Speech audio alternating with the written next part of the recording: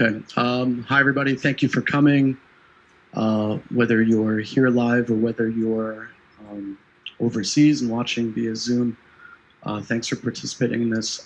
Today, we'll be celebrating the life of Mark Zink, our friend.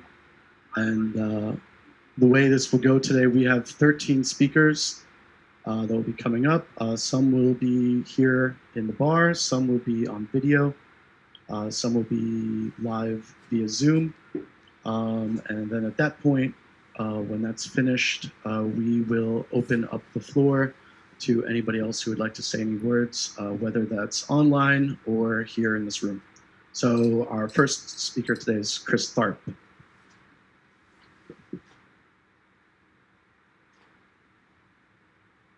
Just as I was walking up, it occurred to me how this is the exact same format as a stand-up comedy show. But unfortunately, that's not what it is. But that's what I'm going to talk about with regard to Mark Zink, because we all know, all those of us in the community, and hopefully his friends and family back home, know that Mark had his fingers in just about every pie in town. He was doing everything. He was all around town, and that was one of the great things about him. But he was really well known, and especially from my point of view and my circle of friends, for his work in the Ha Ha Hole. And for the people back at home, the Ha Ha Hole's a monthly comedy open mic that we do here. It started in 2010 because I had done some comedy in 2004 here, but I was the only one doing it. I used to make a joke that being the stand-up comedian in Busan was kind of like being the best cricket player in Tijuana. You know, who cares? But eventually in 2010, someone else reached out and we started an open mic. And then about a year and a half later, after we had about 5 or 6, 7 people who would regularly do this mic, usually just to each other and a couple friends, and then Mark Zink appeared. And at first we were like, who is this guy? What is he doing? Because every time he would come and do something totally different, totally off the wall, totally crazy, he'd do a skit, a magic trick, card play, silly dances, multimedia video where he pretended to go back and forward in time. One time he even tried to talk John Myrick into launching himself out the window at the old HQ and landing in a bed of mattresses. Like he really proposed this. So he would come to every Ha Ha Hole and do his thing, and often we were left scratching our heads. But he always insisted on going last. So after throughout the night we're telling our jokes and drinking, and then we always could look forward to what's Zink gonna do tonight. How's he gonna surprise us? And he always did. Now, and again, often we didn't know how to take it. And sometimes he landed some big laughs. I'll never forget at Soul Train, our original venue, when he got up and he just did this dance to Cotton Eye Joe, which will probably be referenced later today. Yeah, there's a video of it. And we were astounded. He was doing these kicks that were like head level. And the energy and the enthusiasm and the furnace that was burning inside of him, the commitment to do this dance, and we were all chanting his name, and it completely transformed the crowd. And especially after that, he was one of the crew, because the Ha Ha Hole is more than a comedy open mic. It's like a group of people who get together in Korea just to amuse each other with telling jokes, and we're kind of a little motley band. No one's gonna make it. No one's gonna get famous. It's the lowest stake open mic probably on the face of the earth. We just do it for the fun. And after that, Zink was part of our crew. And now that he's gone, I feel like I didn't appreciate him enough, because his dedication and the off-the-wall lunacy that he brought to every act was amazing to witness. And even if it wasn't funny all the time, who cares? Who cares? Because it was interesting. And so we're going to miss him the next one. We haven't done a hole since COVID broke out, and so the next time there's going to be a big hole in the hole. Thank you. Next, we're going to watch a video. All right.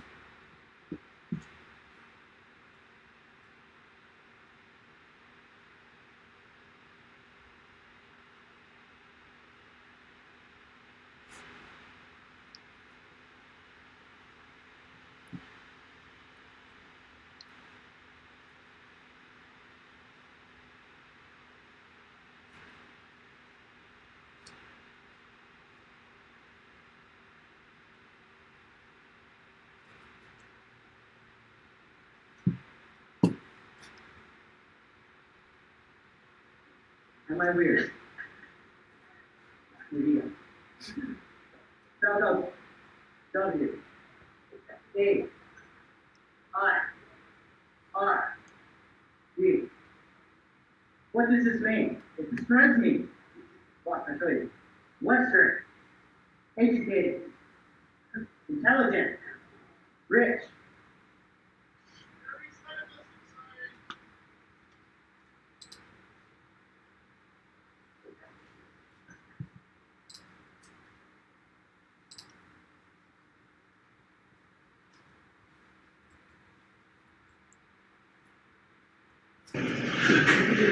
Weird?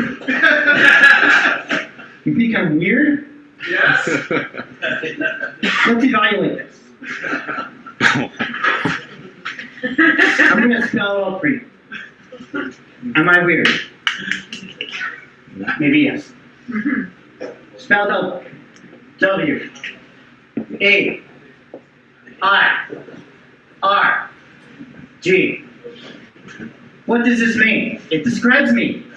Watch, I'll show you. Western, educated, intelligent, rich, democratic. Yes, I'm very weird. Woo! But my situation has changed recently. I don't have a job and I don't have any children. But this applies to me.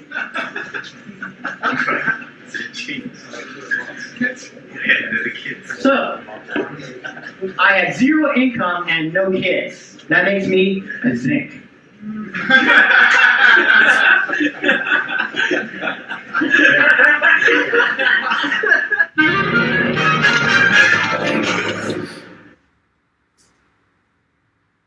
Hey, Zink, what are we doing tonight? Same thing we do every month, Peter. Prepare for the half a hole.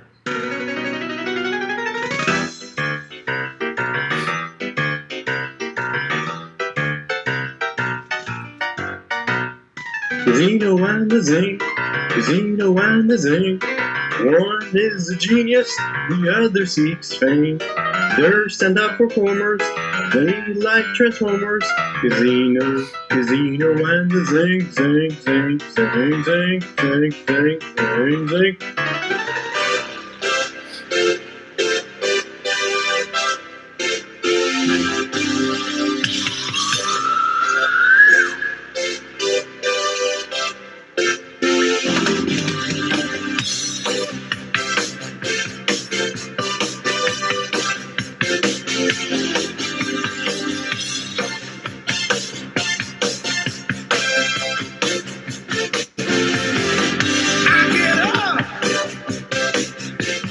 Nothing gets me down.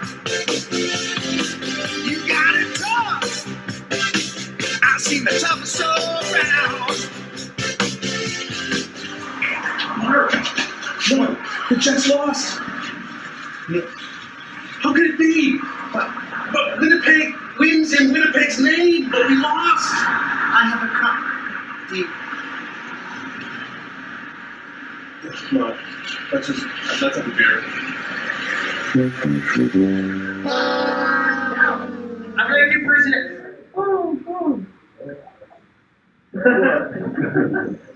I forgot what that was supposed to be.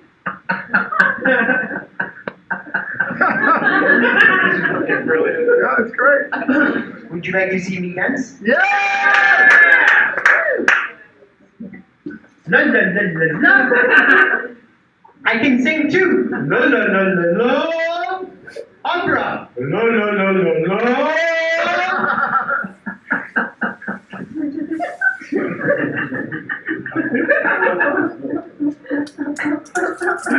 I do not know if you're laughing at me or with me. I try my best. I promise. I do better next time. But I will not come back. I do not know.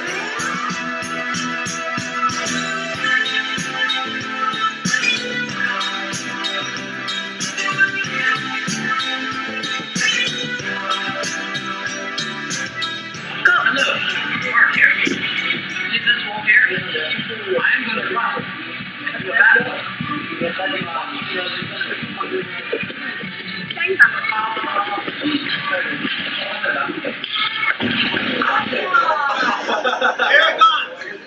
Irish drinking time. Oh, I am on the stage here, singing for you folk. I don't know what to say. And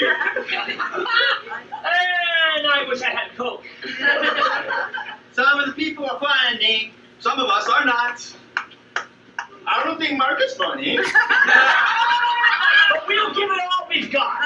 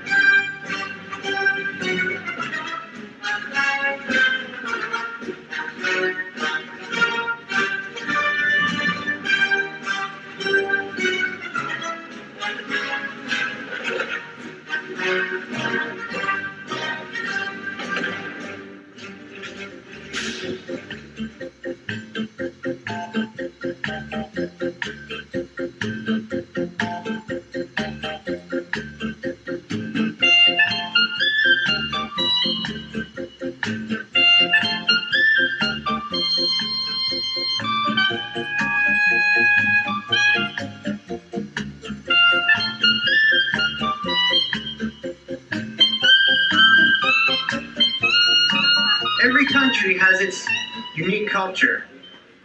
Some countries are known for dancing. Argentina has tango.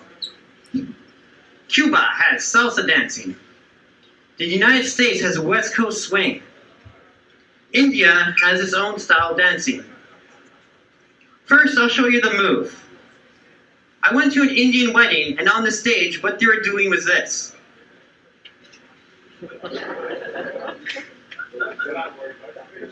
It's like you're playing pinball and you have to knock everyone off the stage. Last man standing, king of the hill. I'm gonna do it again, this time with Indian music. Yay! DJ.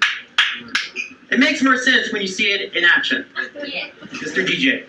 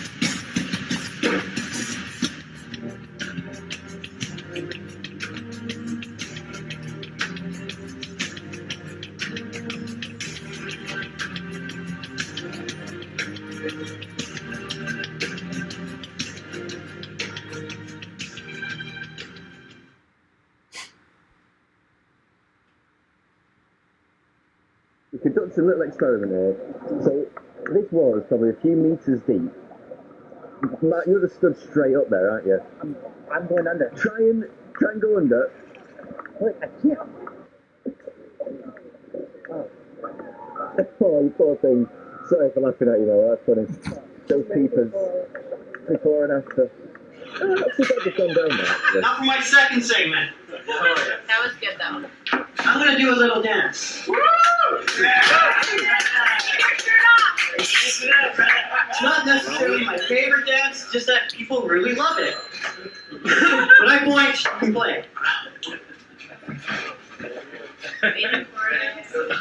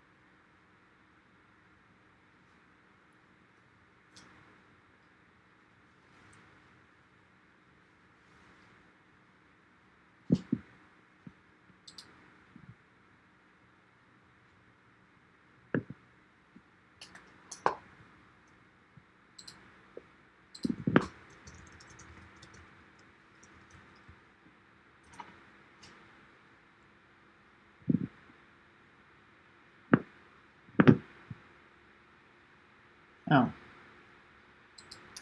Hey everybody, my name is Terry. I was having some audio trouble just now, so if you guys can hear me, please give me a thumbs up. Okay, perfect. So, hey everybody, thanks for joining. My name is Terry. Mark was my brother, and unlike my brother, I didn't come with prepared remarks, but I would like to thank you all so much for coming. It's been fantastic. Um, I was texting my sister while we were watching that video, and of course, I'm in some of those videos too, and I'm even filmed some of them. And for his family, those things are maybe a little cringeworthy, but at the same time, they're also 100% Mark. You know, he talked when he'd come and visit me. He talked about the ha ha hole all the time. He would talk about the things that he would do. So he absolutely loved doing the comedy stuff. Now, you guys probably won't know this, but Mark was not always a performer. I'm not sure when he got it, but I know that one of the things that probably shaped him was his ability to want to get over his stage fright. And we were in Mexico a long time ago, and we were doing karaoke or something, and we were supposed to sing Yellow Submarine. So I was up there singing it. My sister was up there singing it, and Mark was afraid to get up on stage. He just would not do it. He just like, Mark, come on up. He's like, and that's what he did. He wouldn't get up on stage. So Mark was not always into that, but obviously at some point he changed, and he absolutely loved performing. So you guys got to see a side of Mark that he was always into pulling pranks and stuff like that, and he was kind of into stage performance, but it really took off when he was in Busan, especially like the Ha Ha Hole, and that was absolutely one of his favorite places. But even more than that, we're just really glad you guys all came here. We're really glad that you guys enjoyed his performances, and you care enough about him to show up and actually help with some of this organizing stuff overseas. So I don't have any other funny stories to tell you. I'm sure there's plenty more coming up. But again, my name is Terry. On behalf of my family, thank you guys all for showing up, both over there in Korea, watching on Zoom, and anybody watching on YouTube. So thanks. I'll turn it back over to John, or who else the host was, whose name I may have forgotten. Thanks.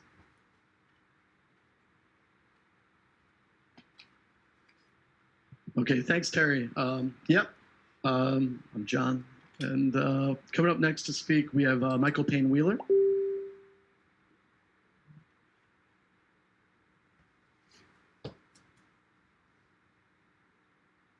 Hi, everyone.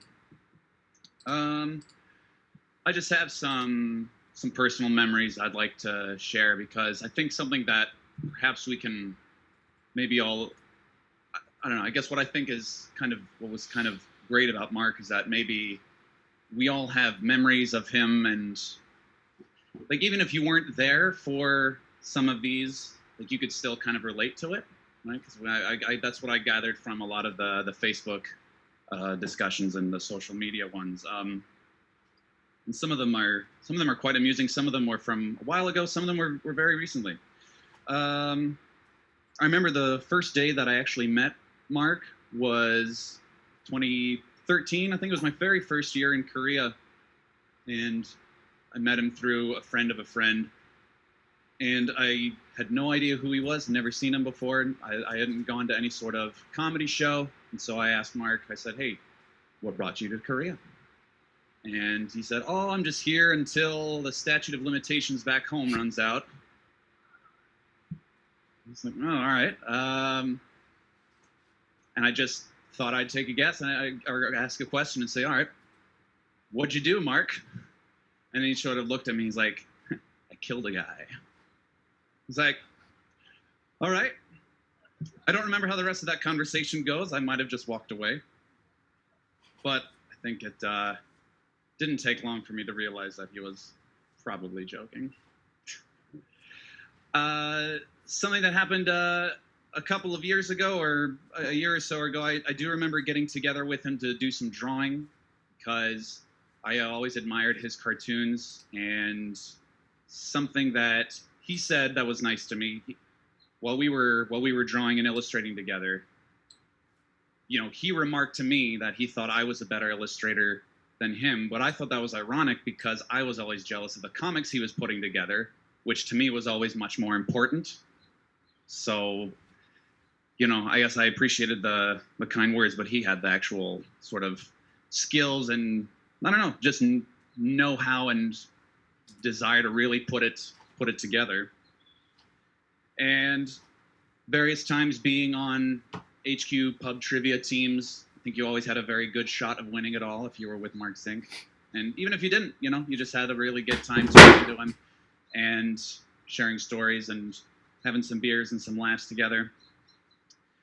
And this is one that I picked up on after I read other people's stories. There was a cacao bet that he messaged me on, right, towards the end of the NFL season, and it was the most convoluted bet I'd ever seen.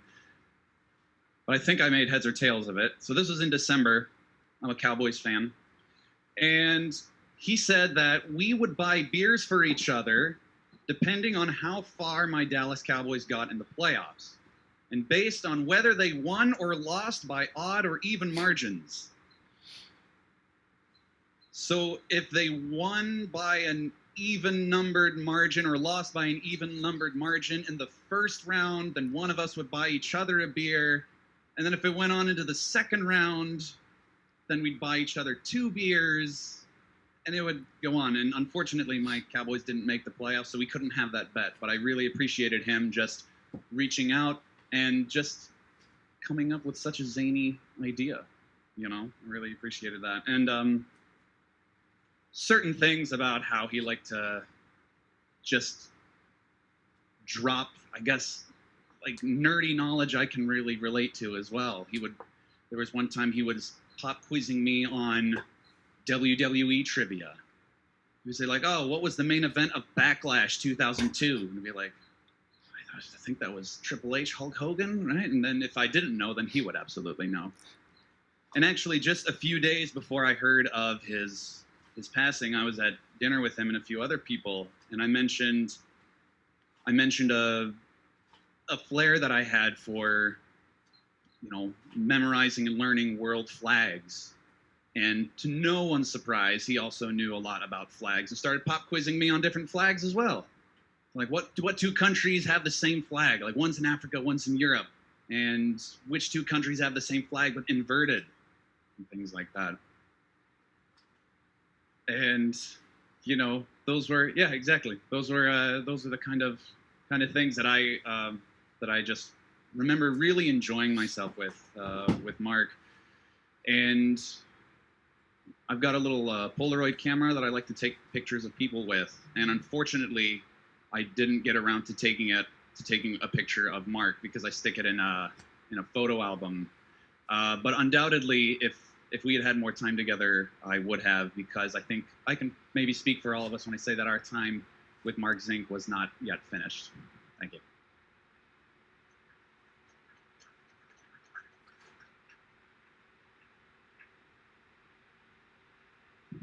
Okay, thank you, Mike.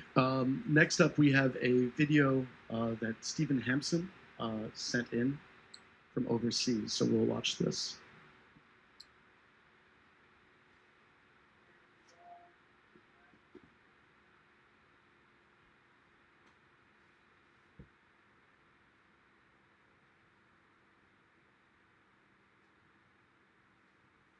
Hi everyone,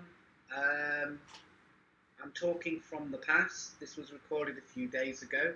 So, to future me on Zoom, I hope you unblock the sync, because that was a problem. I made a little sort of time travel kind of thing at the beginning there, just because I remember when Mark Zink did a time travel bit for the Ha Ha Hole with Peter Gazzino a few years ago, and it showed them going around Busan on a pre-recorded video, and I just thought that was it was funny, and it also showed, you know, how much passion and effort that Mark put into things. As everyone knows, you know, the guy could do martial arts, he did the comedy, he did comics, he did essays. Like, he would just work all the time. I was astounded at his energy and his passion. And all I did was just, for the comedy, was just moan about things that annoy me. Yeah, that was about it, what I did when I was an expat. But he was also a good friend, and we did lots of good things together, and we both were kind of strange in our own way, and we both loved Star Wars and Back to the Future. In fact, we did an audio commentary for Back to the Future 2 a few years ago, which never saw the light of day because I think I lost the recording, but that doesn't matter, because the point about it was that I just liked talking to someone like that, and I liked to do to talk about. It was easy, it was uncomfortable to talk to, and we once were in a Jimjul Bang in Itaewon, and we're in the spa, and we sat there and we just talked for hours, and that was one of the last conversations that we had in the flesh, and it was a really nice conversation I had with him, and I really grew to love that guy, and I'm really going to miss him, because only a few weeks ago I sent him some impressions, and he said they were really good, and I just want to say that he was like, he was a really good friend actually, and I'm really going to miss him so much. And I just want to say to everyone, thanks for allowing me to just waffle on for a few minutes, and maybe I'll see some of you again someday. And just, my heart's in England, but I'll see you again maybe. Thank you so much. Thank you. I'm sorry, I'm going to cry now. Bye. Hi everyone.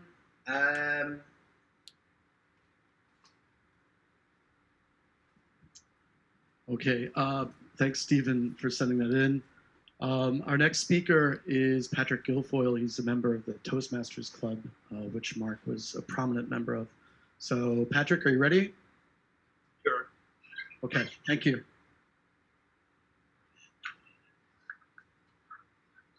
You know, I've been a member of Toastmasters for 8 years, and when I joined Toastmasters, I would say it was probably about a year later, 2013, when I met Mark, and I joined in 2012. For all of my training in Toastmasters, you would think that I would have it together and I would know what to say, and actually it's quite difficult. I just wrote down a few key points. Well, one of the things that always struck me about Mark that I admired a lot was his patience. I mean, he was very patient with so many people, and especially certain situations in Toastmasters when most people would probably lose their patience. Mark was always cool-headed and kept it together. And he was also a very empathetic person, very compassionate and caring person. I mean, he didn't actually show it openly, but through his actions and just being a good listener. And he put up with me, and he listened to me when many others probably gave up on me. He tried to be my fitness coach. He tried to give me goals that I could reach with regards to walking. And as soon as I would meet one goal and I would tell him, then he would increase the goal. He was always that kind of person, very, very competitive. Not only that, I mean,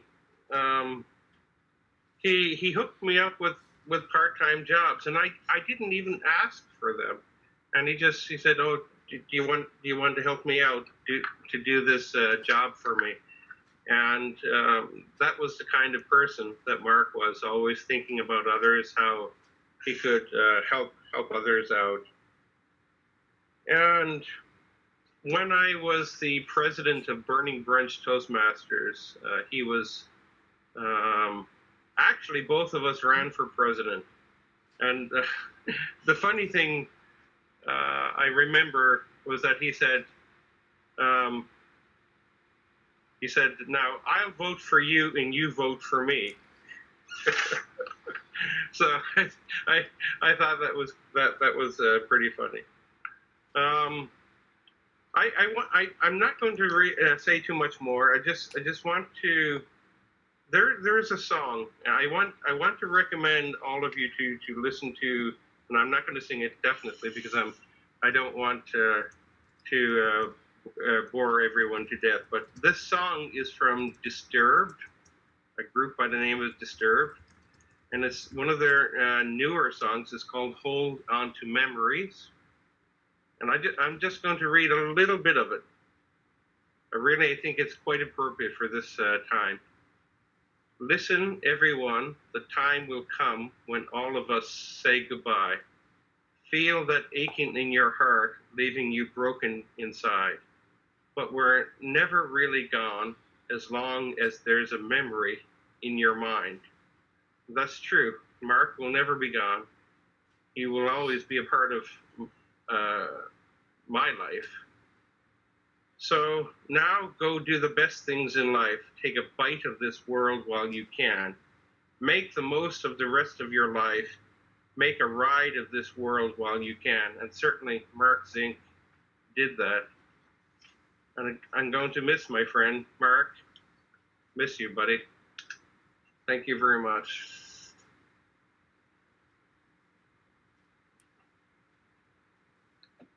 Okay. Thank you, Patrick. Just as a reminder, I think we're about halfway through. Is that right, PJ?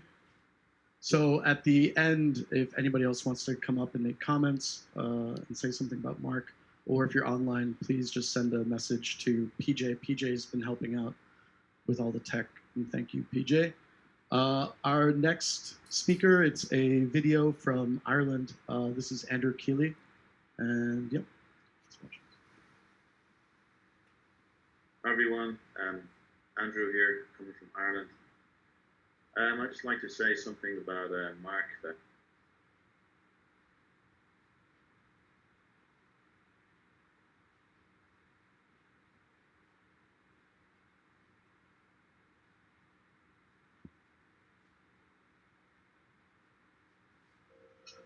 Hi everyone, Andrew here, coming from Ireland. I'd just like to say something about Mark that maybe isn't all that well known, but something that I thought was very clear when I was hanging around with Mark is that he was always somebody who would stick up for his friends if somebody looked like they were going to have some criticism or take a shot at one of his friends. He was always someone who would really guard his friends' interest and stand up for them. As the saying goes, a true friend will defend you in your absence. And I really saw this in Mark. He was somebody who always had his friends back when his friend wasn't there, which is not something I can say I've always done, but something I'll try and emulate. There's just an excerpt from a poem I'd like to read here that I think indicates Mark's loyalty and the way he would defend his buddies. And it goes like this. I criticize him, but I do it in a frank, comradely key, and backbiting gossips will rue it if they ever knock him to me. I never make diagrams of him. No maps of his soul have I penned. I don't analyze, I just like him because he's my friend. So Mark upheld that idea very clearly and very consistently, standing up for his friends in their absence. And I hope I can do that. I hope I can be inspired by Mark to do that in the future. So in this way, I'm really glad that I knew you, Mark, and you really taught me some important things about the nature of friendship and life. Okay, thanks. Hi everyone, Andrew here, coming from.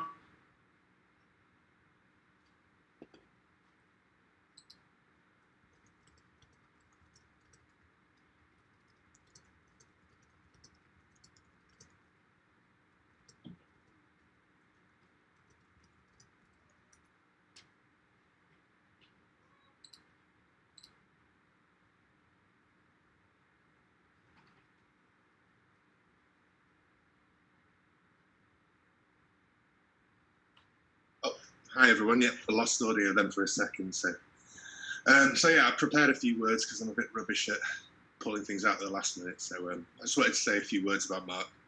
I must admit, a few words doesn't really feel like it's enough, and I struggle to find the right ones. But what I will say is that he was kind beyond measure. He was among the few people I can count as true friends and examples of a good person. He was smart, funny, clued up on politics and history and flags, and always seemed so hopeful. He was a writer, a poet, cartoonist, a champion of personal fitness, a comedian, cyber sleuth, ridding those bots off Facebook, a teacher, an actor, a world traveller, and all over good person. It was nice to be around him and have him in your life. He always seemed to grab hold of whatever opportunities and ideas came to his mind, which I admire greatly as a person that has a bit of anxiety. One thing I must stress is just how much he loved being around people. He always loved his family and friends and was always ready to make a new one, which he did here with me. We met sometime around 2012-13 and kept in touch even after I left Korea.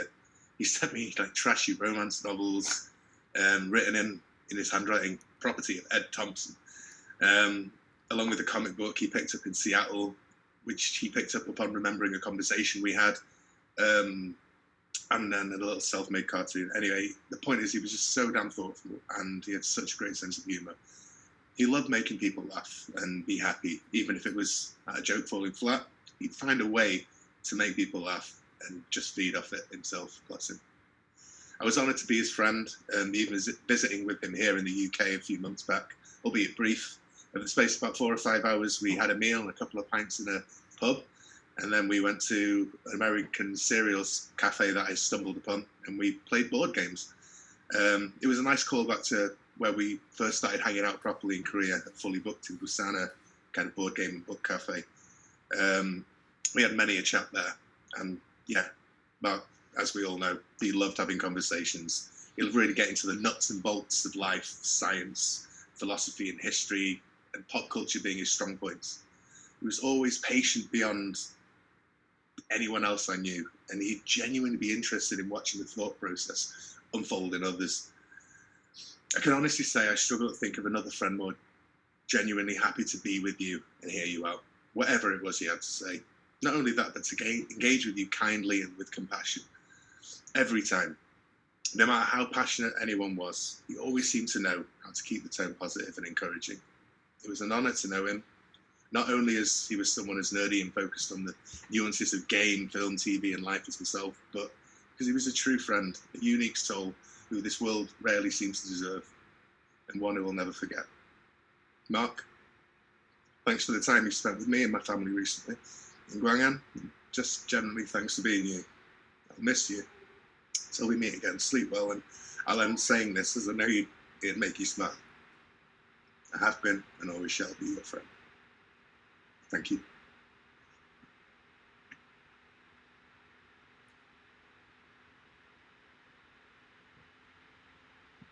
Okay, thank you, Ed. Coming up next, we have Peter Gazzino.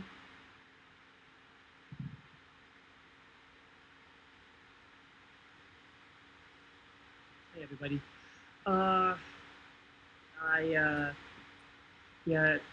Zink, Mark, it's clear that we all miss him. And as I was trying to think of some things to say up here, I just went and put down some things on paper, but I can't seem to focus well enough to actually say what I want to say, even when it's right in front of me. But that's good because oftentimes we would go over skits or sketches and we'd work together. We'd put together little routines. He and I worked often at the Ha Ha Hole, and we challenged each other. One thing I can say about Mark is that he often challenged himself, and he encouraged others to challenge themselves as well. That's one thing I remember about him. Just even overcoming his stage fright, and didn't even have a clue that he had problems with that. He often invited me to put forth my own ideas when we did things. And when things didn't go according to plan, he didn't hesitate to give me a hard time about it afterwards. But all in a joking, like, okay, we can do it better next time, that kind of thing. Constructive criticism. He liked to be a mystery to people too, and that was part of his charm. If ever I wanted to see what he was up to here at the beach, I would often say, "Hey, Mark, where are you?" And he wouldn't hesitate to actually show me exactly where he was by taking a picture of his feet in the sand. Thanks, Mark, that helped a lot. Or just a picture of some building that he was standing in front of, like really up close, that you actually just see like one brick, the building. Thanks, that helped so much. Yeah, my silly self, I'd probably get lost trying to find him anyway, even if he told me exactly where he was. Another thing that he's he didn't hesitate to teach others about different things aside from, hey, challenge yourself, knowledge. He would just inform people, just, hey, this is the way it is in this country, or this is what happened 100 years ago about something. We talked often about religion and politics, and I got to hear his opinions of Trump, but that's fine. He also taught me that everybody is unique in his own way, and I really miss him for that, because there's never going to be another Mark Zink. But I'm really, really glad that I have gotten to know him the time that I have here.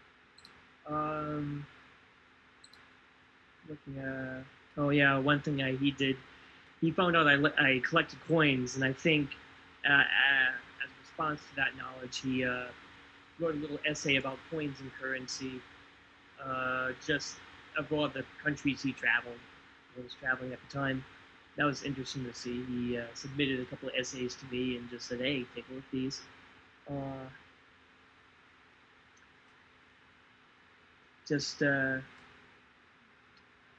I wish I could say some more.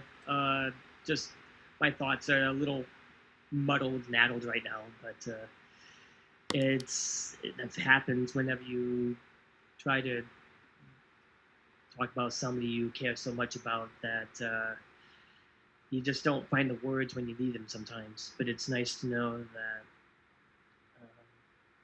obviously he meant something.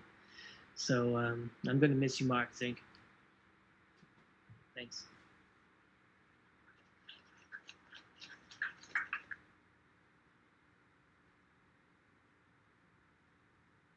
Okay, thank you, Peter. Our next speaker is Jim Williamson.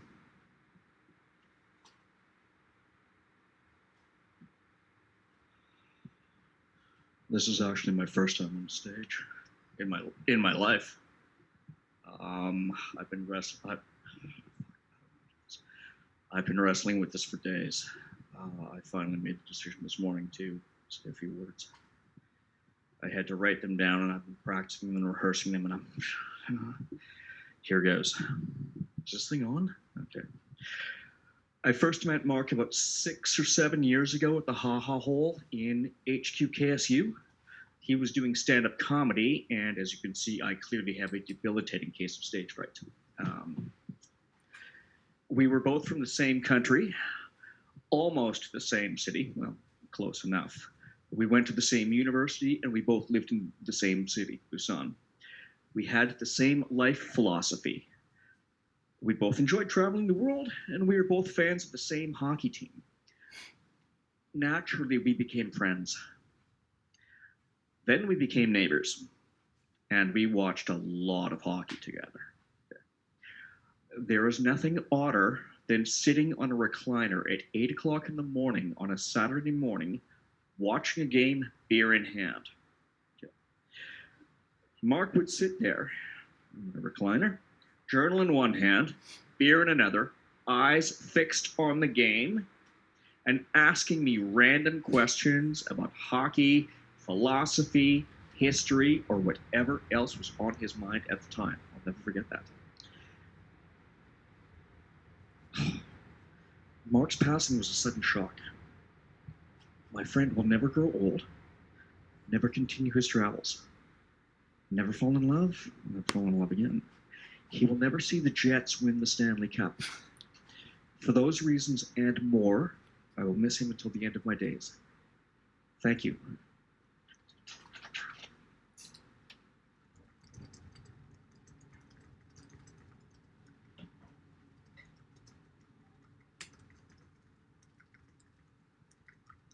Thank you, Jim. And our next speaker is coming via Canada, via Zoom, Rob Evong.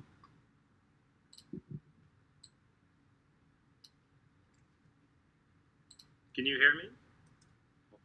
There we go. I'm unmuted, so I guess everybody can hear me. Can you give me a thumbs up if you can hear me, maybe, guys? Okay. I, too, have been kind of struggling all day, all week, actually, to put together what I wanted to say tonight. So first, I just want to say it's probably a bit overwhelming for all of us, and it's hard to sum up anyone's life, let alone somebody who lived in so many interesting ways like Mark. So thank you all for being here and sharing it and contributing it. So together we can kind of make a piece together to try to, you know, put a very interesting person into perspective, because I don't think any of us could do it alone.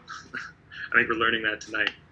So I wrote down whatever I could ponder this evening, not knowing how to contain it all, but this is the best I had. So I'm gonna read what I wrote and then just riff a little bit at the end.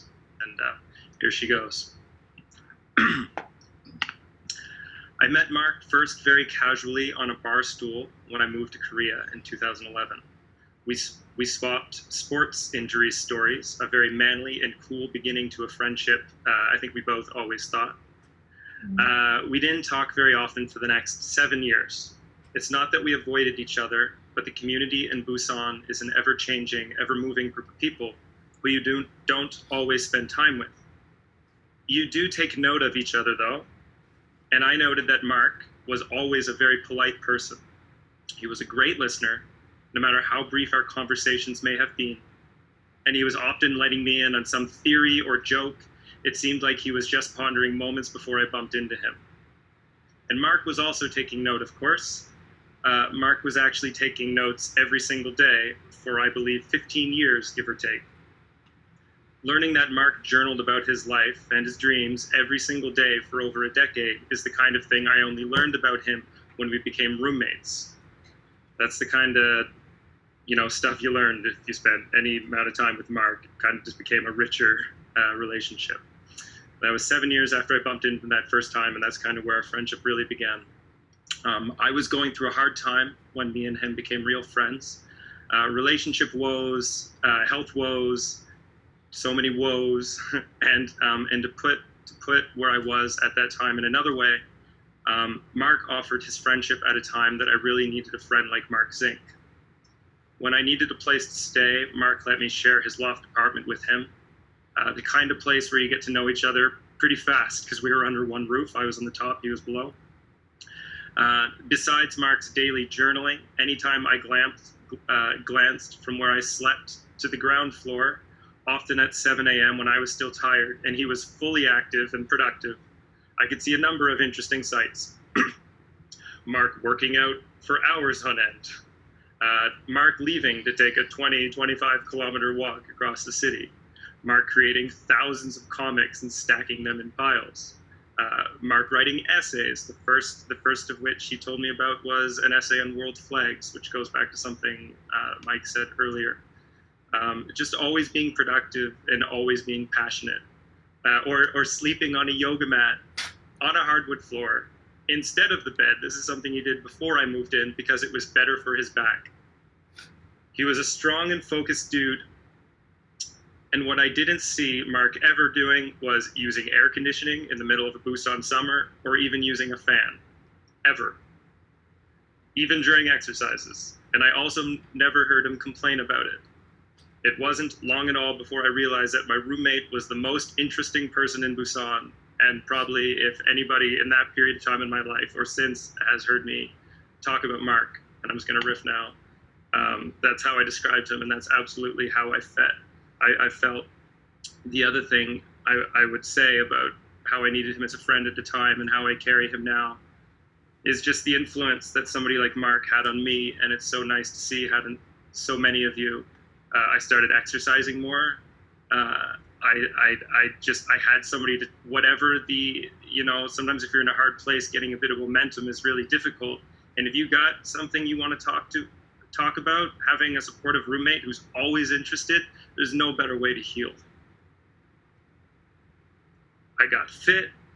We talked about it. I felt proud of myself.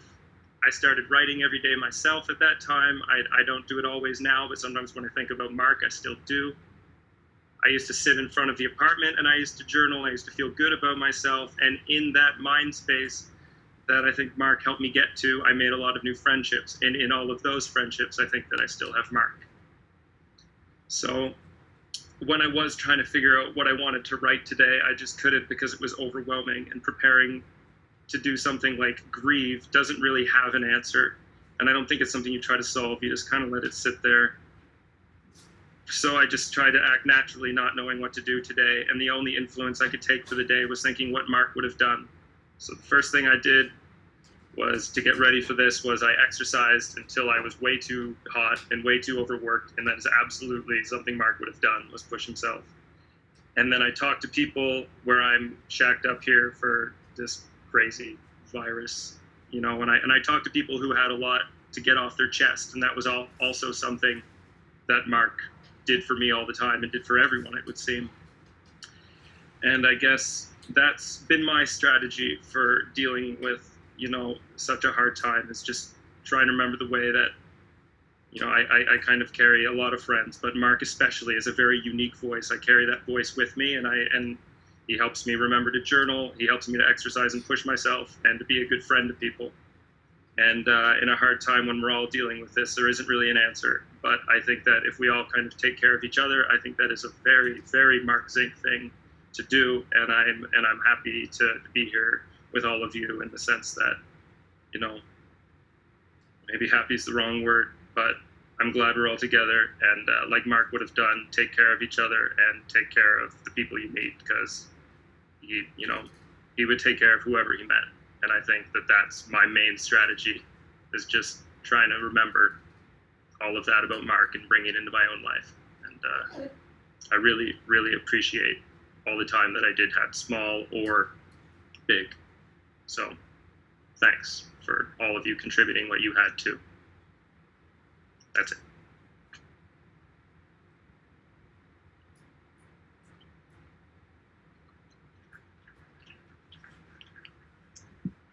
Thanks, Rob. Love you, miss you. All right. Our next speaker is coming around, PJ Han.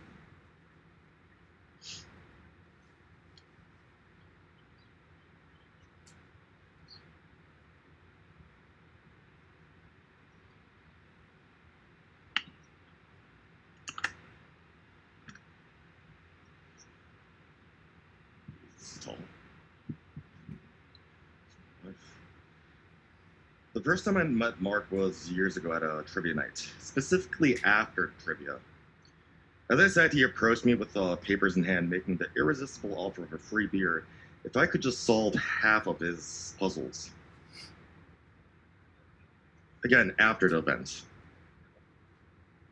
There were 20 interdisciplinary questions, combining such common knowledge subjects such as math, logic, brain, all wrapped by layers of lateral thinking. Initially, I was intrigued, not only by the prospects of a free beer. By the way, I got two. but also by the prospects of interrogating the mind of a madman.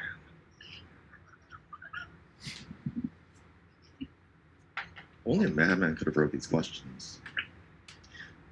As the years passed, my life intersected with Mark in a wide range of ways.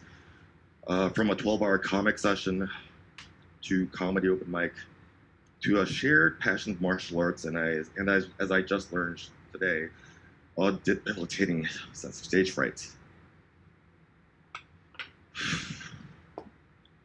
And as I became one of his neighbors, to spontaneous interactions that I learned that to undergo this particular brand of madness was to be zinked. As I learned of his passing and interrogated other perspectives of Mark, the more I thought about it, the more I struggled to answer this one question. Who was he close with? When asked by those who aren't in our circles, was he a close friend? I say I wasn't close to him, but he was a friend. I didn't think who was close to him. And I remember the various interactions in which he and I crossed like vines on a sharp trellis. It's odd to think of just how prevalent he was in our communities, always on the periphery, crossing paths and eyes before flitting to another. He is Zink. He zinked. His odd and unique bird song was also what likely kept him apart. He schemed, he dreamed, and he dreamt of lofty perches. The utter tragedy that he thought the sky was collapsing himself when he was really drowning. The other tragedy was that his passing was meaningless, and he failed to see this, that his life wasn't. We miss you. I know others that I've talked to wish we could have done more and can only hope to learn from this experience. Learn exactly what? I'm trying to suss this out myself. And his despair was masked as his riddles, either by obscurity, by recondite sights, or drowned out by frenzy. And this is what we ask ourselves, and no one could have fucking seen this coming. We all grieve, and in this we are together. Grief twists us in different ways, but together we intertwine and tether each other ashore. And I am sad that he didn't feel as if he had that lifeline.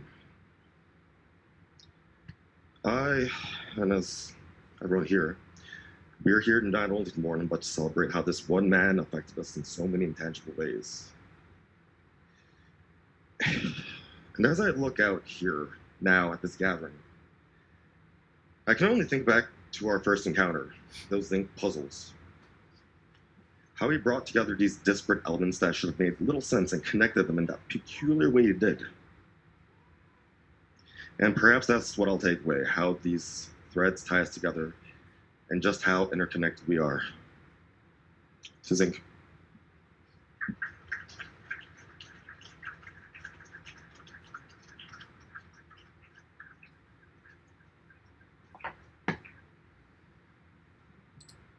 Okay, thank you, PJ. And again, PJ's been running everything here for Tech, and he's been just a massive help. And thank you, PJ, for doing everything you've been doing. Our next speaker is Michelle, Mark's sister. And are you ready, Michelle? Yeah, I'm good. Can you guys hear me? Yes, we can hear you. Yeah, okay. So I'm Michelle, Mark's older sister. We are completely different people. I would be the shy, reserved one, and he put himself all out there, as you guys can clearly see from all the videos and the comments that have been said. He was always the prankster, and put himself out there 100%. And usually when we were with friends, I would be inside my head just saying, please don't embarrass me, please don't embarrass me, please don't embarrass me. And usually he did embarrass me, actually. So, and I didn't particularly laugh at any of his jokes. I was just too scared most of the time. But yeah, he was kind of a fun brother. So we'd have, I don't know how to say it. We just have some fun times together and stuff. And I don't know if it was said yet, but when he was little, when he was 6, he actually had a very bad stuttering problem. So usually the only ones that could understand him were Terry, myself, and my mom and dad. But I often have thought it's pretty amazing how he has overcome that stuttering problem and actually did extremely well at Toastmasters. And we actually participated in Toastmasters Zoom Memorial last weekend, so that was really special to hear. So, yeah, Mark has always been, I guess, always pushing the boundaries and trying to push people's buttons and get a reaction all the time, and put himself out there with doing comedy, Toastmasters, dance, comics, fitness. It was already said he'll walk like 20 kilometers. So he would just pick something and he was all in.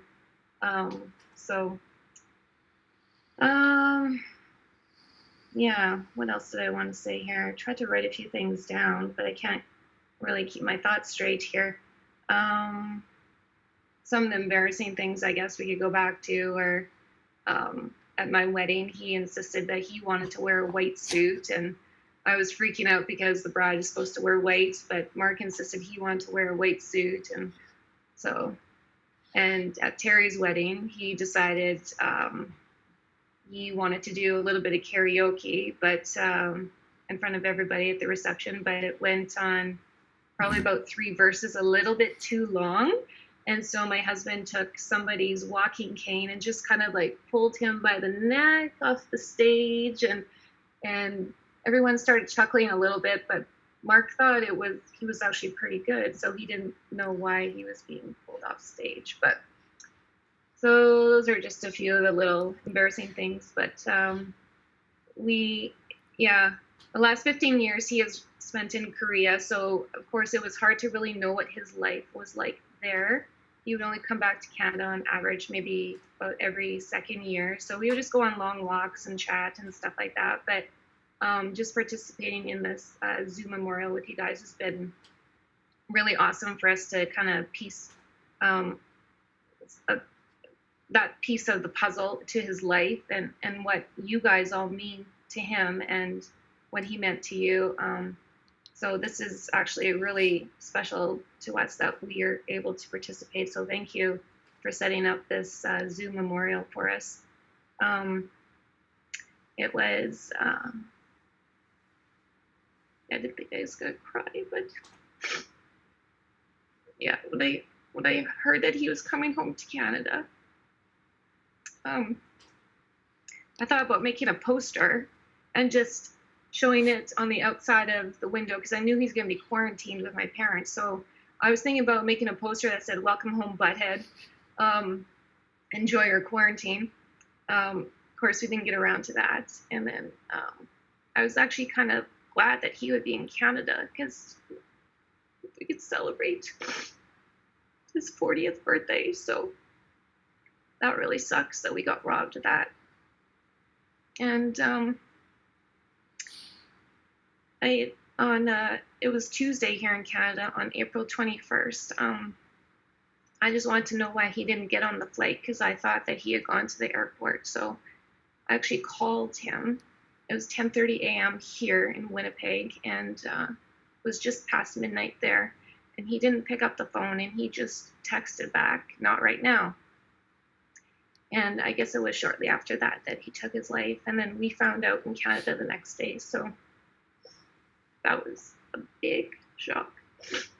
So we're really blindsided by that. And I've been thinking it over in my head. And I'm not sure exactly how we could possibly have helped him because it was almost like he lived a different life. So we didn't know really what was going on in Korea. When he would come back home, he would be the way that we knew him. So we're not really sure what happened, but we have a lot of support from friends and family and people who are willing to break the social distancing and still come to my house and give a hug, and come to my parents' house and give them meals and hugs. And pray with him. And there's a ton of flowers there, and I just wish that he knew that he was loved and that he's special. An oddball, but as a sister, of course I'm gonna say that. But yeah, he was special, and yeah, he'll definitely be missed. So, but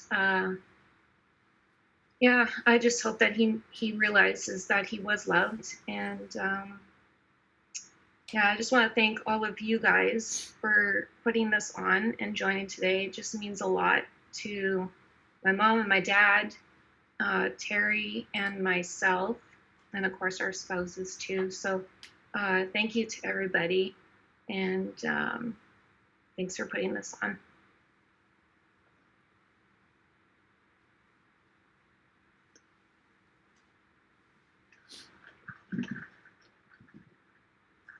Okay, thanks, Michelle. All right, our next speaker is also on Zoom, Michael Mosier. Michael, are you there? Okay. Okay. Can everybody hear me? Yeah, good.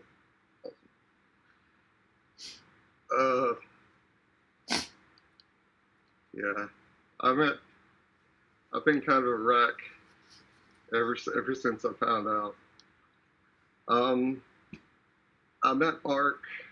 I can't remember the year, but he came to work at Avalon with me, and I think the first day, like, he had a desk right next to me, and he had said something, and I replied with some obscure line from a Monty Python sketch or something, and he immediately knew what it was and said the next line.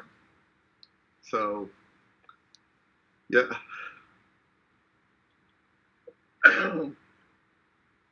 We've been friends. We were friends ever since.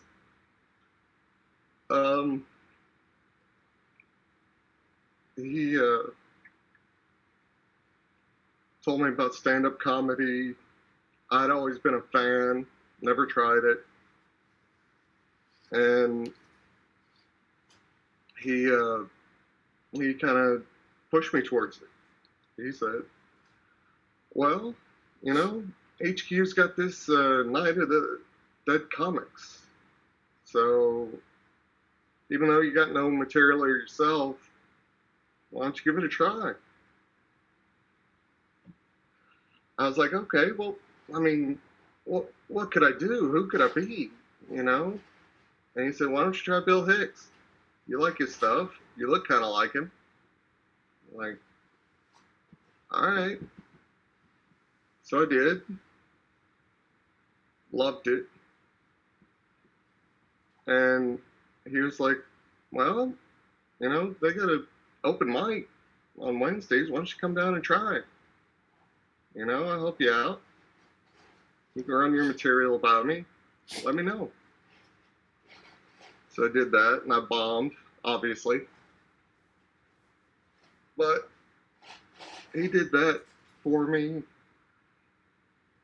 Later, I had a story in my head that I wanted to write, never written before. And he said, if you got it, man, let it out. Just write it. So I did, and I ended up writing a few more stories. He was always the first person I sent it to.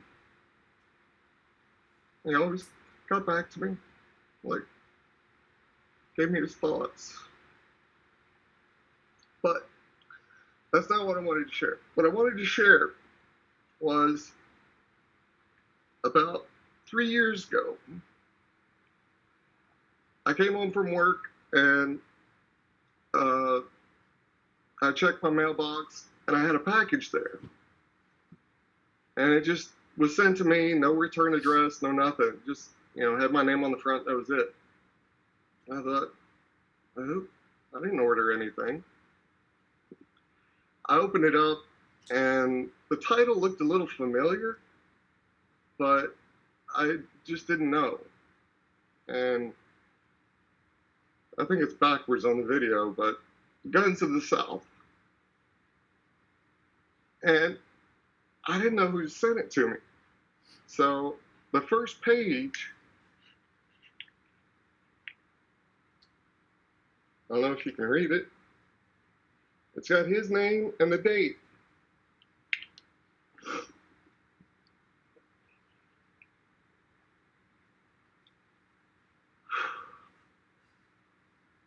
And I didn't tell him that nobody had ever done that for me. I asked him about it. He was like, yeah. It was the first book I ever read by that author, and it really inspired me. He became one of my favorite authors. And he wanted me to read it.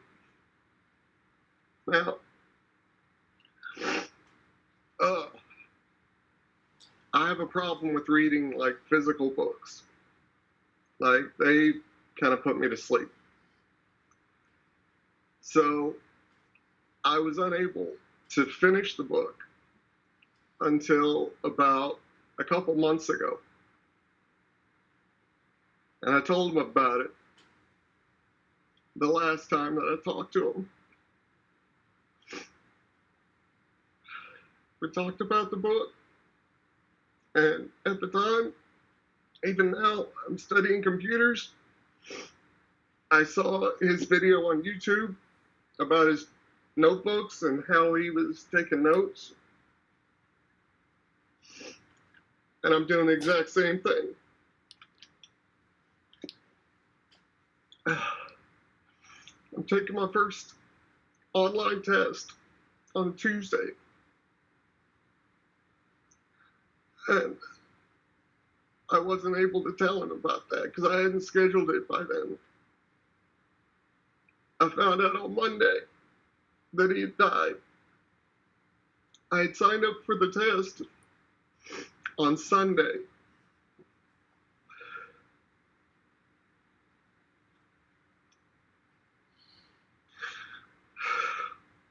I wish I could have told him. But I will always cherish this. Thank you, guys.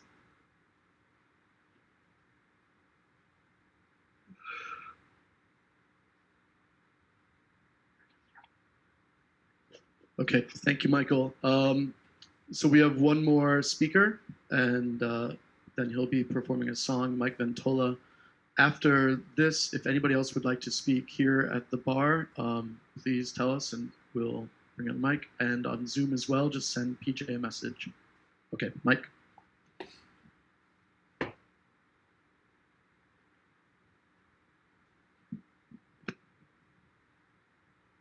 Hello. Can you hear me? You really can't hear the mic. Oh, I should know that. Every time I perform up here, I can't hear myself. And okay, so it was real. All right.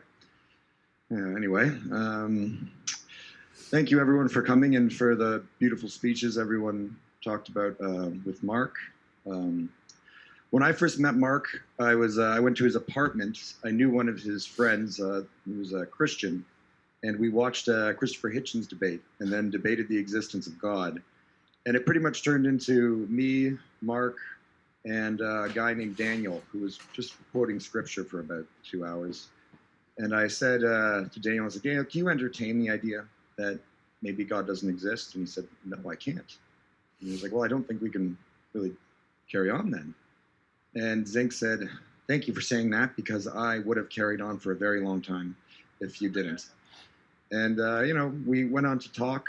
And I'd like to sing his praises a bit. I mean, I think Zink had a lot of virtue. He was incredibly benevolent in everything he did. He was very generous. In my second year in Korea, he actually hooked me up with the job, which ended up being a pretty terrible job. But regardless, it was pretty good. And he presented it as like, it's good pay, but it's kind of in between the law. And I was like, okay. And I should have learned my lesson, but didn't, because when I went to quit the job, I was like, this is ridiculous. And she was like, actually, I have to let you go because the government's cracking down on us.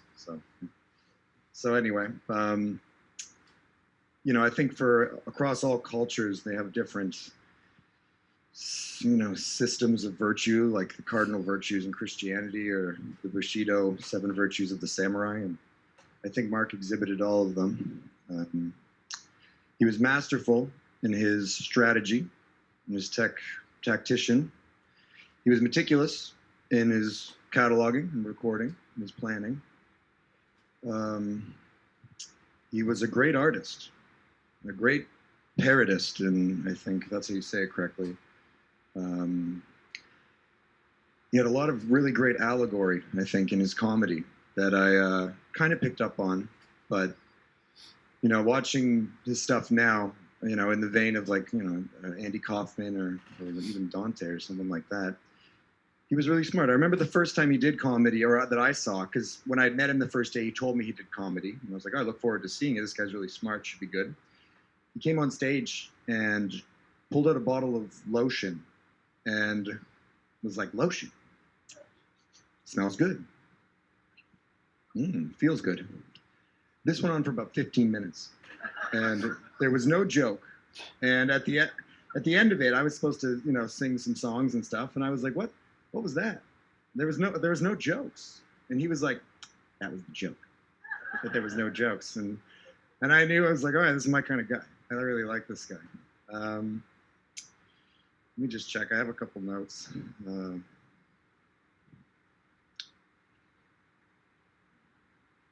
What I really liked about him is that he didn't give it away. He didn't show you the, you know, tricks that were up his sleeve, but he gave you a chance to figure it out for yourself. And I think that he did this with music. He did not music, sorry. He did this with his comedy, with his riddles, and everything like that. And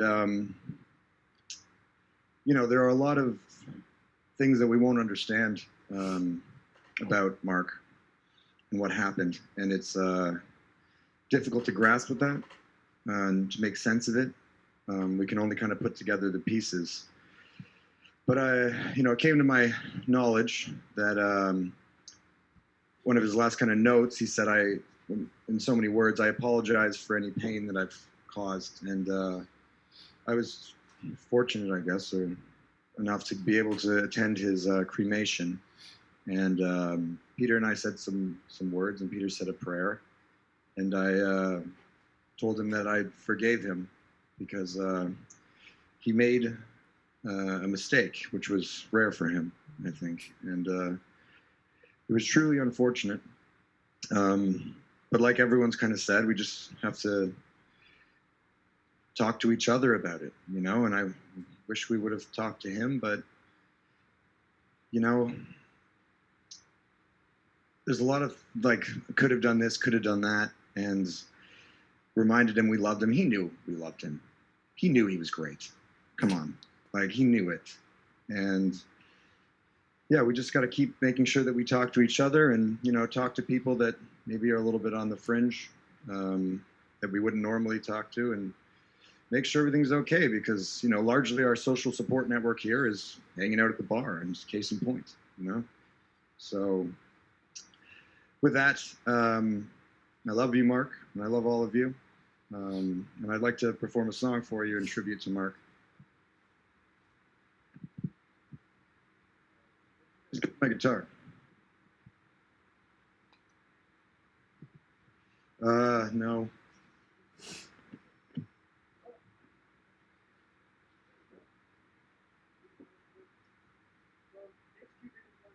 Set up the steak, so it's just going to be acoustic.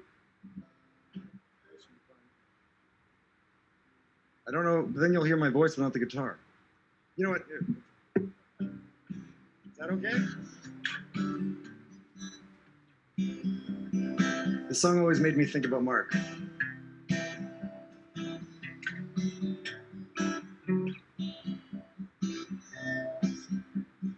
Caught in the hopple, the game of life. Yeah, yeah, yeah, yeah.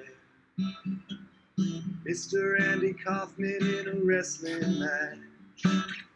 Yeah, yeah, yeah, yeah. Monopoly 21, checkers and chess. Yeah, yeah, yeah, yeah. Mr. Fred Bassie and the Breakfast Mess. Yeah, yeah, yeah, yeah. Let's play Twister, let's play Risk. Yeah, yeah, yeah, yeah. See you in heaven if you make the list. Yeah, yeah, yeah, yeah. Now, Andy, did you hear about this one? Tell me why you're locked in the punch. Andy, are you goofing on Elvis? Hey, baby, are we losing touch? If you believe they put a man on the moon, man on the moon. If you believe there's nothing up his sleeve, that nothing is cool.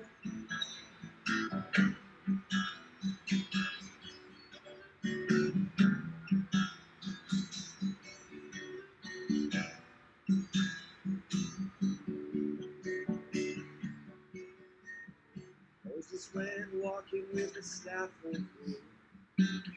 Yeah, yeah, yeah, yeah. Newton got beamed by the apple tree. Yeah, yeah, yeah, yeah.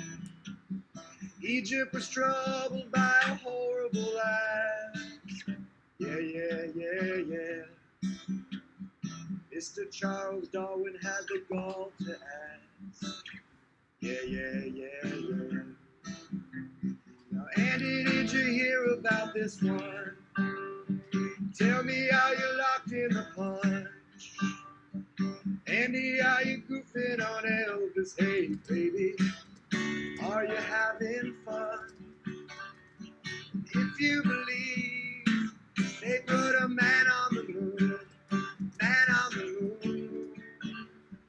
If you believe there's nothing up his sleeve, then nothing is cool.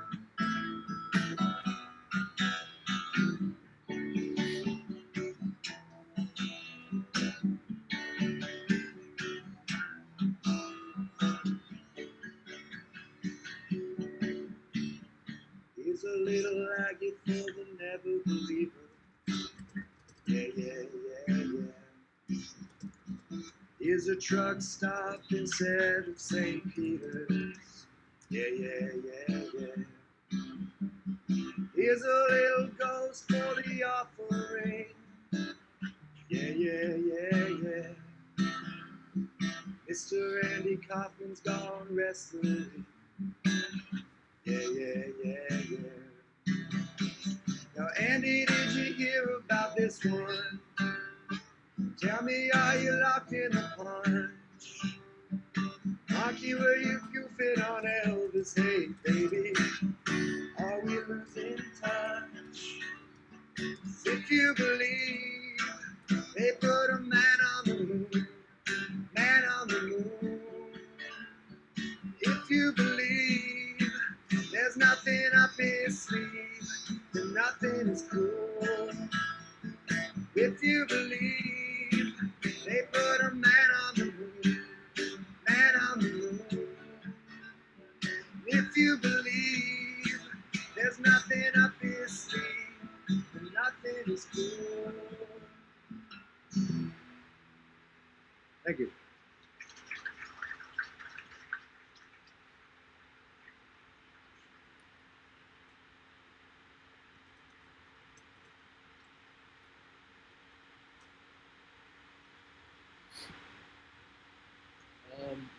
PJ's been paying attention to the chat. Thank you, Michael.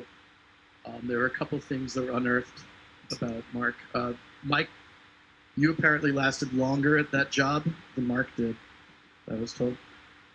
Also, Andrew Keeley said that Mark was a huge Nickelback fan, and that's something that not many people knew about him. He once sent a CD, a Nickelback CD, to Michael Mosier with a nickel taped to the back, which is very much a Zink joke. His favorite artist is Weird Al.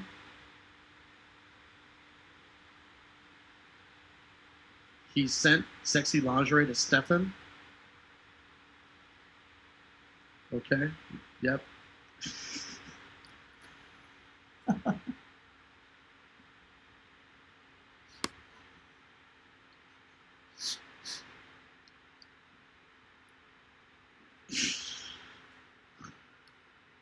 Okay.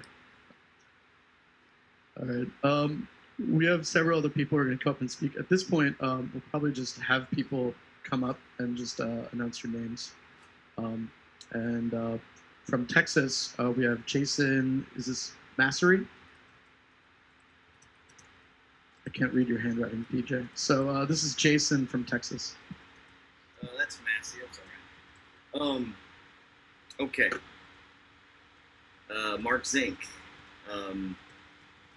I met Mark in 2005 in Cheonan. I was teaching at OHA with Mr. Lee, was the owner, with whom Mark had a contentious relationship for the whole time, and so did I. Frankly, he was kind of arrogant, and every chance we got, we would piss him off. That sort of was the beginning of my relationship with Mark, and like what I knew about him. I have some phrases that just kind of describe Mark. The Mark I knew, which sounds like what you knew. Young spirit, prankster. I keep hearing prankster. Always had something to say. Sly grin, smartass. With me, I don't know what this was all about, but he managed to insert a boot and whoop tear into every conversation that he had with me. He thought it was hilarious. I don't know if any of you heard this. Traveler, debater. Okay. I think compared to some of y'all, my time with Mark was kind of short. I spent about 2 months in Cheonan before I sort of voluntarily left after being asked by Mr. Lee to leave. But I have a story about that. I was going to go back to the States for a little while, and then I was going to come back. So I needed someplace to keep my stuff. I knew two guys. Mark was the most reliable of the two. The other was kind of a player and kind of flaky. So I took my chances on Zink because frankly I didn't know him that well. We drank together and we had these barroom philosophy sessions, but I didn't know him. So I leave my stuff at his house,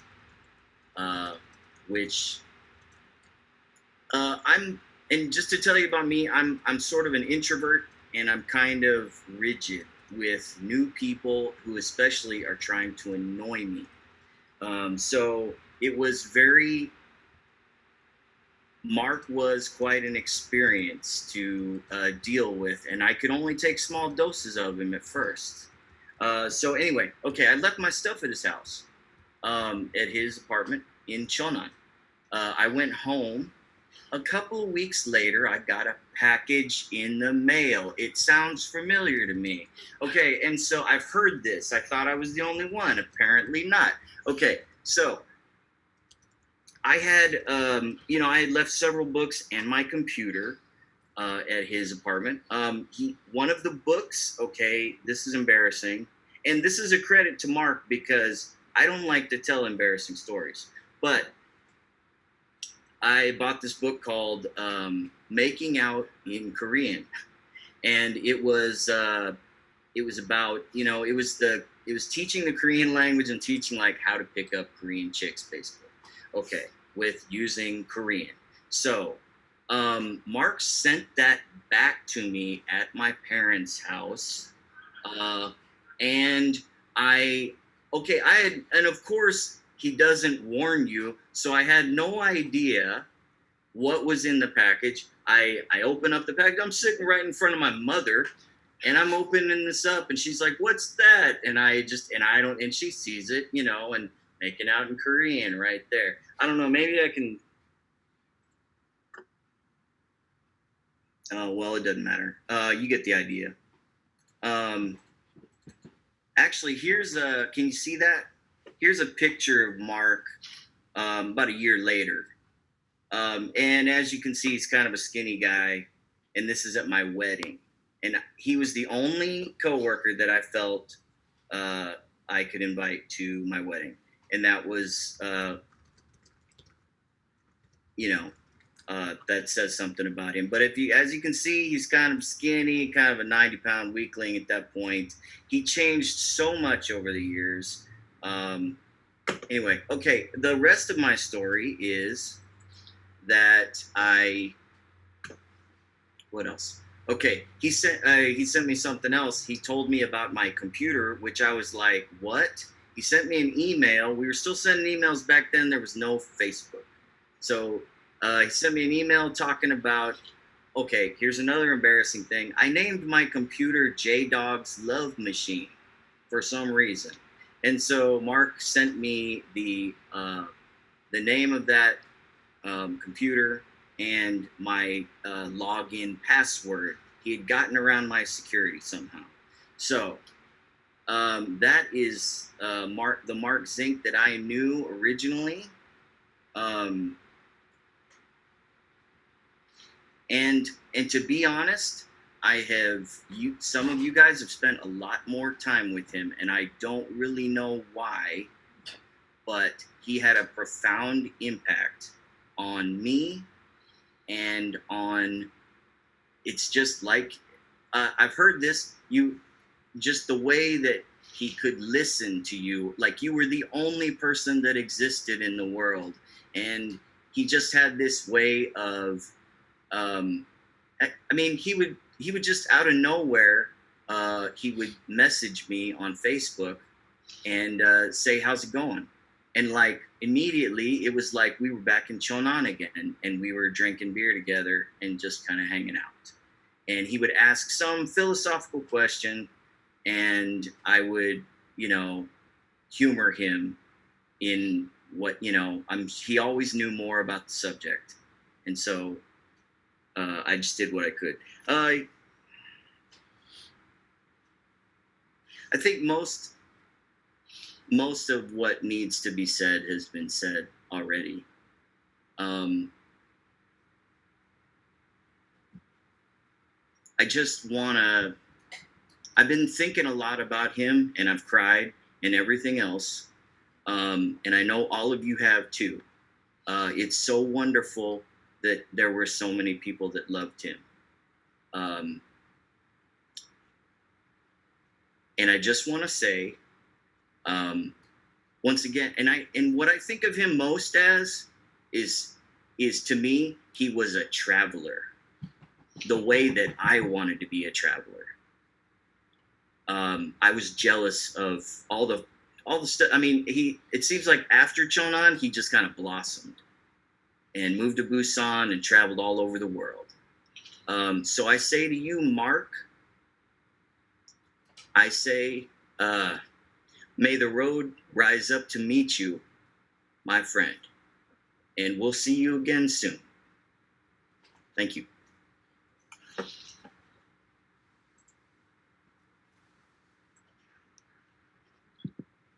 Hey, I'm Ryan. I wanted to share a quick anecdote. Okay. I wanted to share a quick anecdote to show another perspective of something was talked about earlier from Mark's point of view. Chris earlier talked about Mark's first time doing comedy, and I was there sharing a table with Mark. We both did our first comedy shows ever the very same night. And we were sitting at a table, like talking about, what are you going to do? Oh, you're doing first time? Me too. And I was like a little nervous. I'm like, I've never done anything like this. I don't know how it's going to go. And Mark, I went up first, bombed, was fine with it. And Mark's like, okay, I'm going to do something new. afterward, let me know what you think. And I'm like, all right. He's like, honest opinion. I'm like, all right. And he went up, and I don't even remember what he did, but there was silence. The entire room was just like, what is he doing? And I'm sitting there like, oh no, he's gonna come sit down and ask me how it went. And I'm sitting there, and all of a sudden I see Mark, like he finished his set, walks down, like his eyes are kind of glossed. He sits right down next to me and goes, did you see how good I did? Oh my God, I killed it. Everyone else is gonna be like shamed that I just came in my first time and did better than everyone else in the room. And I'm like, yeah, all right, good. And then cut to like a few months later, and you saw in videos people shouting Zink, Zink, Zink, Zink, and doing pretty much the same kind of material. And I realized like he did see the future. Like he knew that Zink, Zink, Zink was coming. And for him, his mind was so open that he didn't like decide how good his set was based on one metric of how much people laughed. Like the silence was part of it. The confusion was part of it. The awkwardness was part of it. And screwing with me and watching me squirm when he came back to ask how he did was part of it for him. And the thing that makes me happy about that story is knowing that no matter what it was, Mark was proud of the impact he had on the world, and I was proud to have been impacted by it.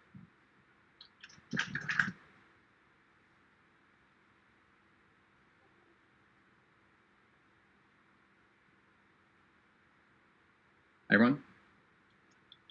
If you don't know me, I'm Pat, across the world. Sorry, I might be a little disjointed. I'm actually processing 2 deaths today.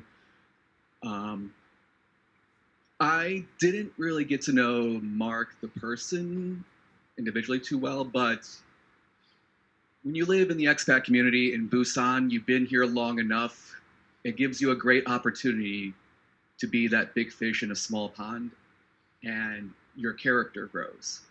And you've been here long enough, 5, 6, 7, 8 years, you become one of those pillars of Busan, and you get to know the legend of Mark Zink. You get to know a Mark Zink trivia. And it's going to be a wild ride. You get to know when I first met him at Words Only, which is a poetry spoken word event, and he busts out a card trick. And you get to know him, and I'm just going to share 2 anecdotes, one sharing his role in the community and one a personal thing. I mentioned trivia. I don't think it's been mentioned here that a week before his passing, he hosted trivia. If I'm not mistaken, previously he had been banned from hosting trivia for really esoteric categories like Archie comic characters, obscure Married with Children. I loved it because I'm a pro wrestling fan. I always thrived at his quizzes, but he would also give famously unhelpful hints. I believe at one trivia, he gave a hint that, oh, it's the same number of teeth as in my head. But he hosted, and he, to his credit, did a very good trivia for the first half. And we were going into it, and we were feeling good, like, this is the right trivia, all right. And then he did a category on famous Tims. 4 of them were guys named Tim, lived in Busan. So we walked out of that, and it's like, he's inked us for a trib one last time. And I'm going to finish my own memory that stands out to me the most. He was a part of the performing arts community. He helped out with the English theater. There was a show that I did that Ryan Estrada was also in, Pink Thunderbird Convertible. And there are 2 characters in that play, Roy and Ray, very similar names. And during he was in the audience, I was watching, and during a very poignant moment, I said the wrong name. I was supposed to say Roy, I said Ray, whatever. But we moved on, nothing happened. After the show, he came up to me, and in a moment that could be compared to, it was like he was watching a magician show and he figured it out. And he came up to me, he's like, so Pat, when you said Ray, you were supposed to say Roy, right? I'm like, and I let him have his moments. Like, yeah, I was supposed to say Roy. Ah, I knew it. And that was just, whether it was serious, people have talked about philosophy, or something like just always wanted to get to that truth.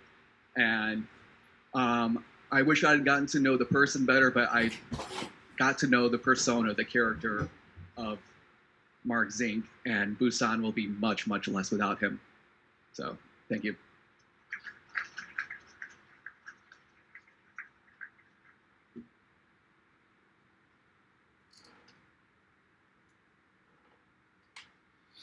Hello.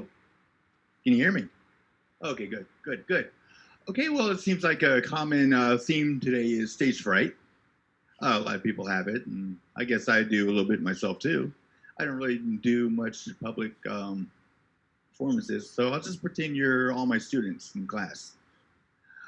Okay, well, what I wanted to talk to you today about is Mark, of course. One time, I was reading these Facebook things, memorials to Mark. He talked about, his brother talked about the phrase getting zinked. And he thinks that Mark came up with that phrase, getting zinked. Now, I'm sure everybody in here has gotten zinked at one time or another, right? So I thought maybe I'd share with you one time when Mark zinked me. So I have no idea how he did this, but somehow he got my address. I didn't even know my address that well, but somehow he knew it. So my last name is Fry, which is the exact same last name of a cartoon character on Futurama, Philip Fry. And he liked that show, and he got a real kick out of my name being Fry too. So anyway, I come home from work one time and check my mail. I got that letter that everybody gets, and it's in an unmarked envelope. Just had my address, no return address. So it's okay. I opened the letter up. I wish I had it. I was looking for it, but I couldn't find it. But I know I have it somewhere because I don't throw anything away. So I opened the letter, and it's from what's his name? The Professor Farnsworth, Professor Farnsworth. So I'm reading the letter. It says he wanted to congratulate me because my cousin Philip has accepted a job at Intergalactic Express. It had the Intergalactic Express logo on the top, like letterhead. And at this time, I didn't know who it was from. I said, who the hell did this? So I'm reading the letter, and down the bottom it says, P.S. You just got zinked. So I was just thinking about that these past few days. I didn't think it was funny at the time. I thought, this is strange. Really, why did he do this? But I talked to him about it after it happened, and I said, I'm glad you're not evil because you're a genius. So that's my zinking story. Thanks a lot.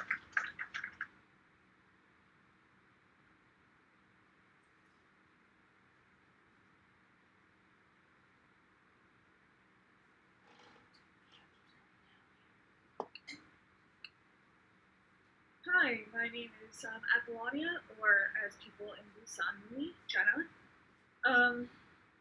My experience with Mark was definitely having the Busan English Leader Association. My friend and I started that together, and I remember from day one, I was like, I want Mark to be in one of our shows. I want it to happen, and when it finally happened, it was amazing because he just brought such an energy and such a weirdness to the show. I live in San Francisco right now, and when I moved here, people told me, oh, people on the West Coast, they're so weird. And it was weird because after I moved here, I was like, no, nobody in this entire city is weird. If you go to Busan, that is where the weird people are. And if you know Mark, you know that is a whole different level of weird. My most fond memory of him, though, is at one of the trivia nights we were on a team together, and the beer round was to take the table of elements, where they had the actual names of the elements, and then you had to think of the abbreviation and create a movie title out of them.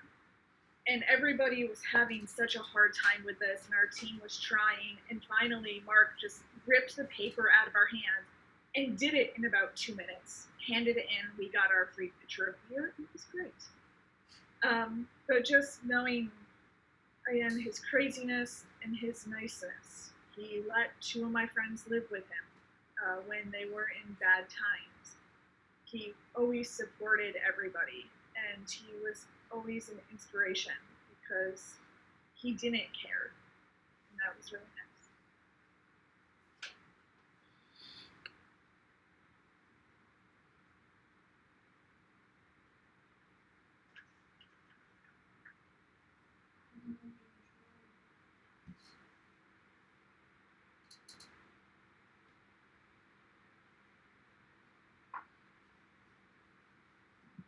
Would anybody else like to come up and say something about Mark? Okay. Oh, Sebastian.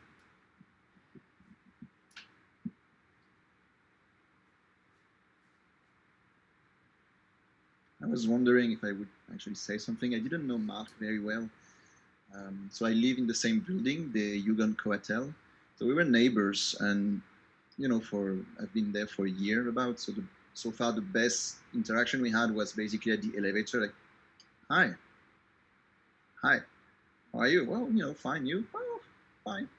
And we talked just a bit more recently about travels, because I had come back from Europe. He had been there in November, maybe. So, you know, something a bit more substantial to talk about at the elevator. But I remember one thing once, and I don't know if he did it every time, but I'm pretty sure I remember him one day. Instead of taking the stairs up to the main entrance of the Coatel, he went to the parking lot, like the underground parking. I'm like, dude, the entrance is there, you know. You can access the elevator from the parking, but still, that's, you know, that's odd. But you know, why not? The most what made me want to talk is that a month ago at G. Hazelton's birthday here, there was this possibility that anyone could write a message to be read by anyone else. And I don't know if I don't remember if it had to be anonymous, but you know, when I was called on the mic to talk, I received this little note which is addressed to me, for me to be read, but I don't know by whom. And it's written in French, so you know, that's cute. So, but strangely on the moment, I was like, did the guy or the person, I didn't know who it was, did the person use his other right hand to write it? Because it looks very much like baby-like. Like we saw an example of his writing in the book, like The Guns of the South, and I'm like, that's not the same writing, is it? Like, so I wonder, is it tricky to write in French, or did he use his left hand or other hand? I wanted to bring the paper, and I forgot when I came here. But in essence, he made me say in French, but I'll say it in English now. I'm Sebastian. I'm French, so I assume that no one really understands me. But so I have to speak in English. But it's okay. That's my life. So that's basically what he made me read in French. So you know, either he knew a lot of French people and our healthy disregard of the English language, or he saw right through me. I mean, I'm here the lone French person among a forest of Englishmen and English-speaking native people, and you know, but I like the idea somehow now, especially now that of all the people that day that he could have chosen to read a text, he sort of went, no, that guy back there. And you know, it's interesting. So, and for a month or a few weeks, I thought actually Mike Ventola had written it for me. And Mike was like, no, not me, no.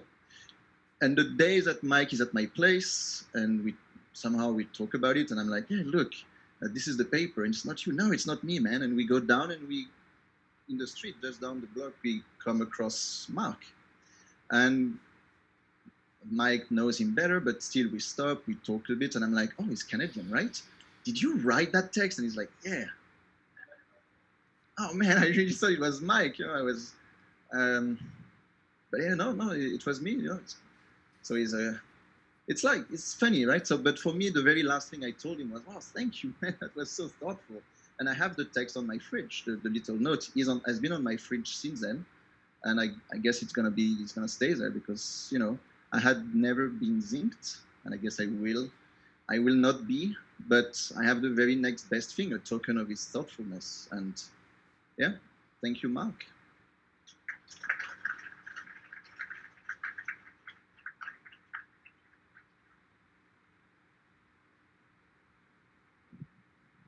Okay, at this point, Mark's parents are going to come in on Zoom and speak. Are you guys good?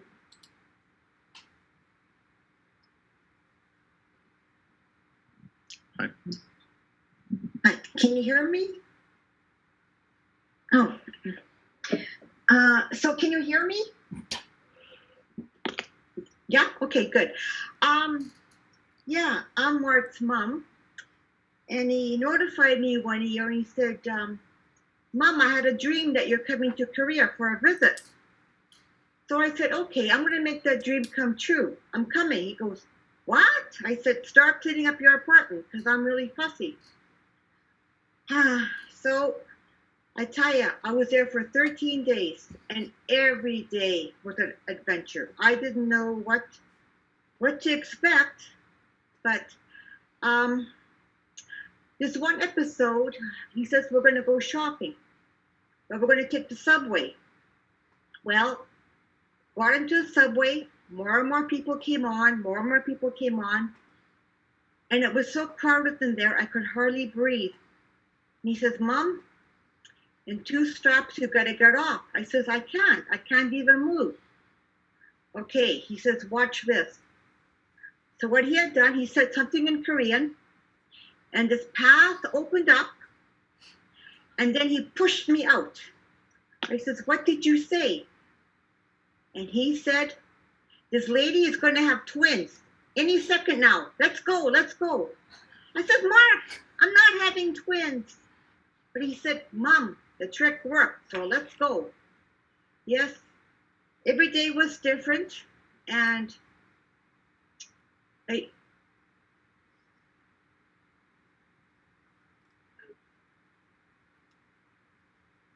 I will miss him. Yeah. But while I was in Korea, I saw a lot of things. And one year he came home for the summer and he says, Mom, you have to lose weight. I says, okay. Well, guess what? In 6 weeks, I lost 18 pounds. And he made me exercise every single day, whether I wanted to or not. And I was huffing, and I was puffing, and I was drinking lots of water. But you know what? I learned a lot from him. But parents are supposed to teach the kids, but he has taught me a lot of good things. Yeah. But I'm sorry. But I certainly will miss him. Yeah. Life will be very, very different without him. He pulled a lot of pranks on me, and I got over it. But after a while, I just laughed. Okay, that's Mark. Yeah. So thank you very much for putting this together. I know it's a lot of work and a lot of effort. Thank you. How to get ready.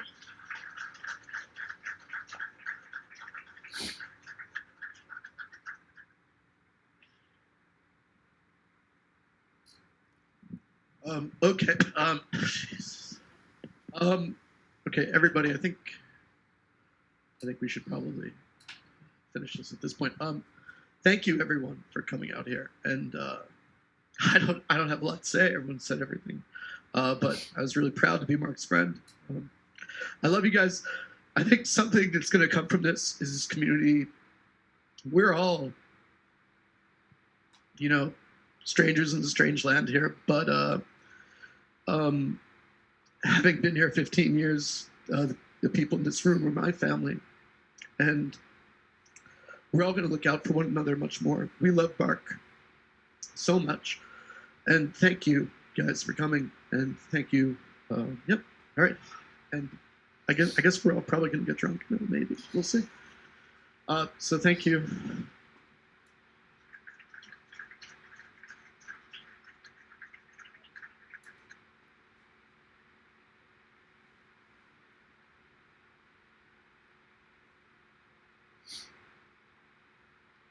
Yeah, just to reiterate what Thep just said. Thank you, John, for organizing all of this and for all the work you did.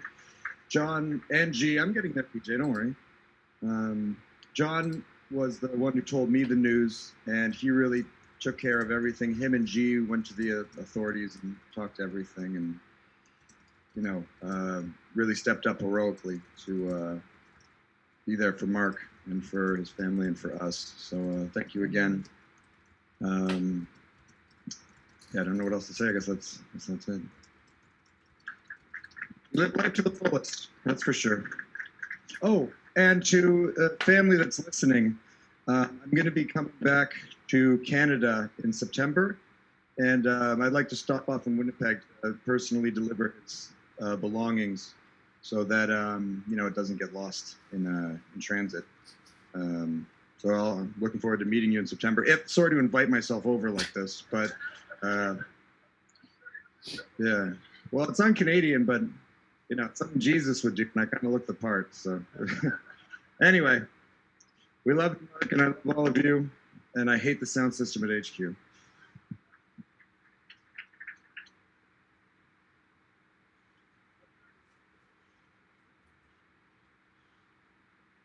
Okay.